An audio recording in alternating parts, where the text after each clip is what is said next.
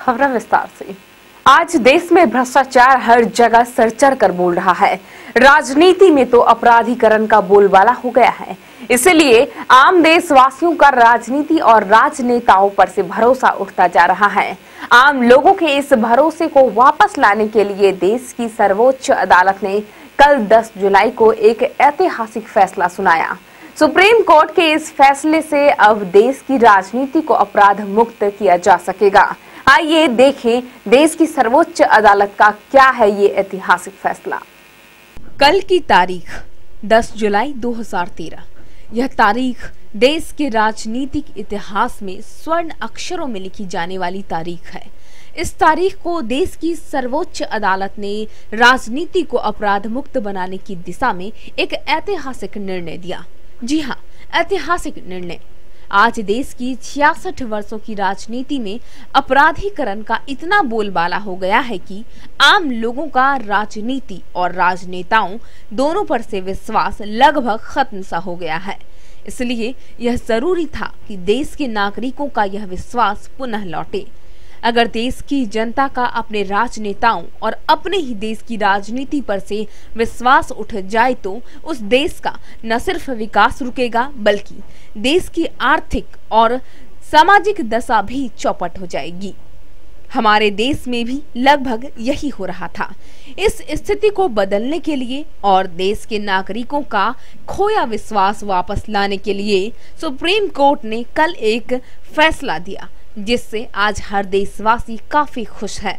Supreme court द्वारा दिए गए इस ऐतिहासिक फैसले के अनुसार आज से किसी भी सांसद या विधायक को अगर देश की किसी भी अदालत में 2 साल या इससे अधिक की सजा सुनाई जाती है तो उस सांसद और विधायक की तत्काल प्रभाव से कुर्सी चली जाएगी।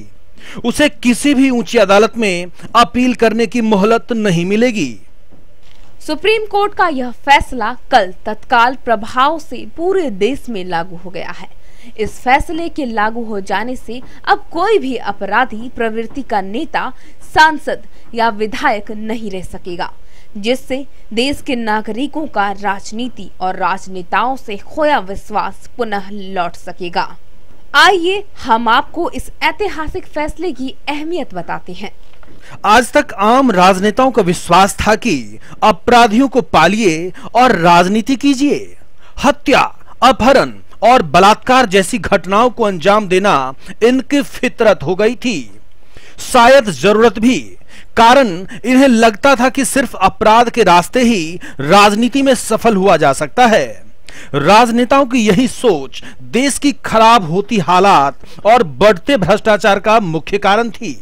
संविधान में सांसद और विधायकों को धारा 8(4) के अंतर्गत यह विशेष अधिकार प्राप्त था कि अगर किसी भी सांसद या विधायक को न्यायालय द्वारा कोई भी सजा मिलती है तो उसे 90 दिनों के अंदर ऊंची अदालत में अपील करने की मोहलत मिलती थी और वह नेता 90 दिनों के अंदर ऊंची अदालत में अपील दायर कर सांसद और विधायक बना रह जाता था और न्यायालय में मामला लंबित होने के कारण ताउम्र राजनीति करता रहता था। परंतु अब ऐसा नहीं होगा। सुप्रीम कोर्ट ने कल दिए अपने इस ऐतिहासिक फैसले में सांसद और विधायक के इस विशेषाधिकार को समाप्त करते हुए देश के आम नागरिकों और इन राजनेताओं के बीच चल रहे फर्क को समाप्त कर दिया है। अब जैसे ही कोई भी अदालत किसी भी सांसद या विधायक को किसी भी आपराधिक मामले में 2 साल या उससे अधिक की सजा सुनाती है तो तत्काल प्रभाव से उसकी सांसद की सदस्यता और विधायकी समाप्त हो जाएगी, यानी कुर्सी जब्त। और तो और सजा पूरी होने के 6 वर्ष बाद तक वह चुनाव नहीं लड़ सकेगा।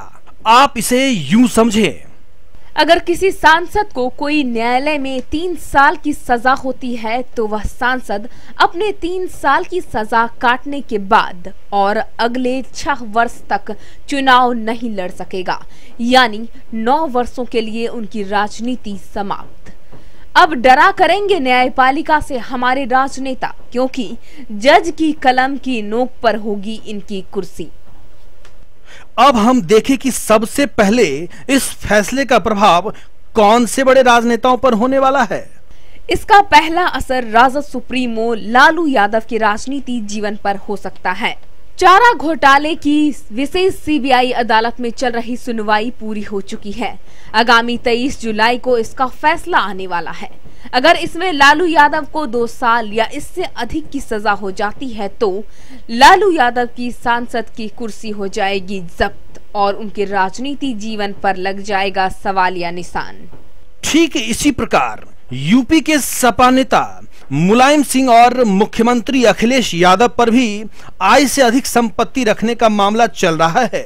अगर उन्हें भी इस मामले में 2 साल या उससे अधिक की सजा होती है तो मुलायम सिंह की सांसद की कुर्सी जाएगी, साथ में अखिलेश यादव की मुख्यमंत्री और विधायकी की कुर्सी भी जब्त हो जाएगी।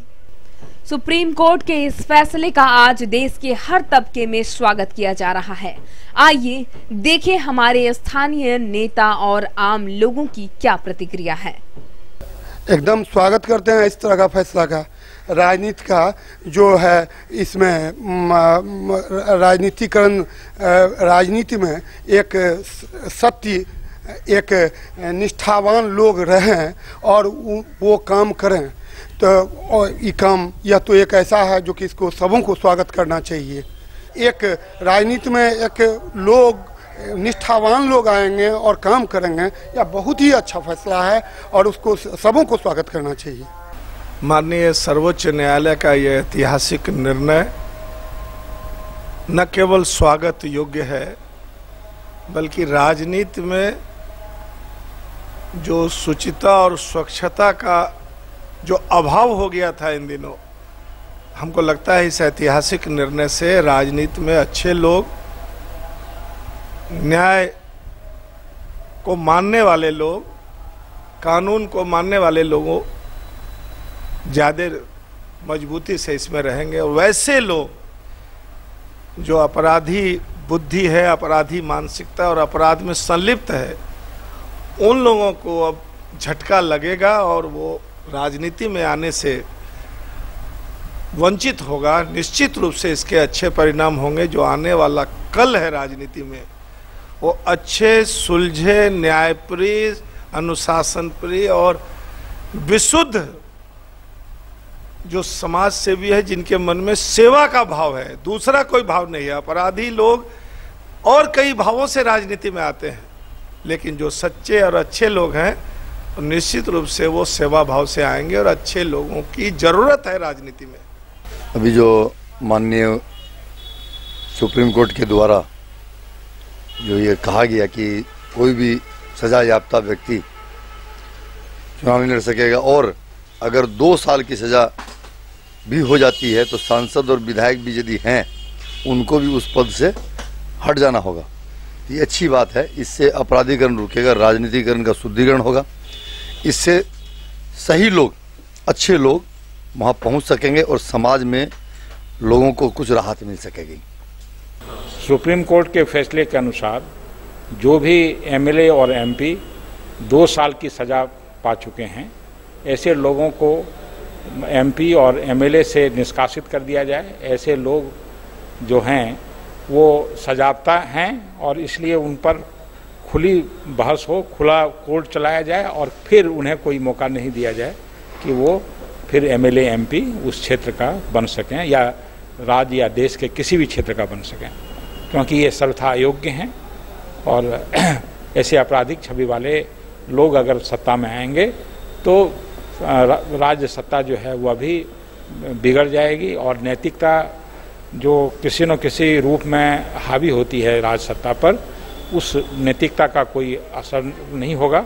सुप्रीम कोर्ट का जो भी डिसीजन हुआ है उसका मैं स्वागत करता हूं और ये डिसीजन बहुत ही अच्छा है, क्योंकि इंडिया एक डेमोक्रेसी कंट्री है और इसमें जो भी जनप्रतिनिधि होना चाहिए वो अच्छे विचार का, स्वच्छ विचार का होना चाहिए।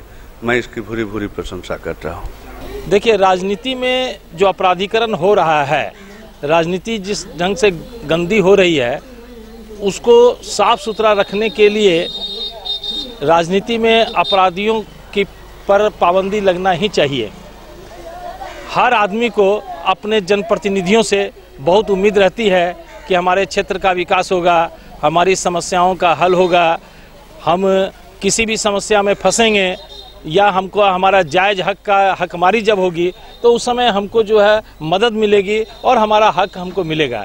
लेकिन जब राजनीति में अपराधियों का बोलबाला हो जाएगा तो उससे आदमी को अपना हक तो नहीं मिलेगा बल्कि समाज में और विकृति आएगी। सुप्रीम कोर्ट के द्वारा ये जो कदम उठाया गया है ये सराहनीय है और समाज को व्यवस्थित रखने के लिए भी जरूरी है कि अपराधियों का सफाया हो।